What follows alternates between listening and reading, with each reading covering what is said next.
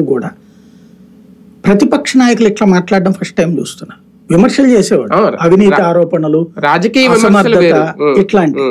అలా కాకుండా అసలు పళ్ళు పటపటలాడిస్తా, మొహమంతా అసహ్యంగా పెట్టేస్తా, చాలా ఎంబరాసింగ్ గా పెట్టేస్తా, ఏదో చేసేయాలి అన్నటువంటి కసిని ఉపన్యాసాల్లో ఎక్స్ప్రెస్ చేయడం.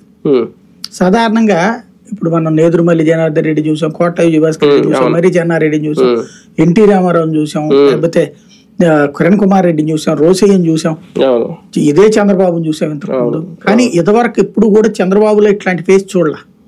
అసలు మాట్లాడుతున్న తీరు చూసినా, ఆ భాష.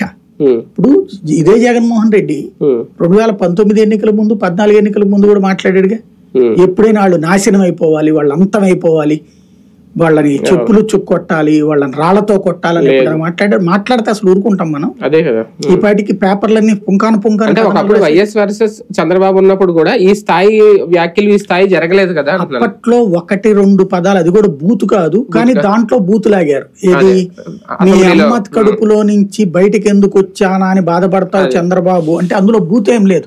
అంటే ఎందుకు పుట్టానా అని బాధపడతావు అనే పదానికి మీ నాన్నగారు ఉన్నారా, మీ అమ్మమ్మ ఉన్నారా అన్నటువంటి మాట్లాడిన దానికే రచ్చ చేశారు. అట్లాంటిది ఇవాళ రోజును బుచ్చుకుని ఈ తరహా భాష ఏంటి, ఆ సంస్కారం ఏంటి?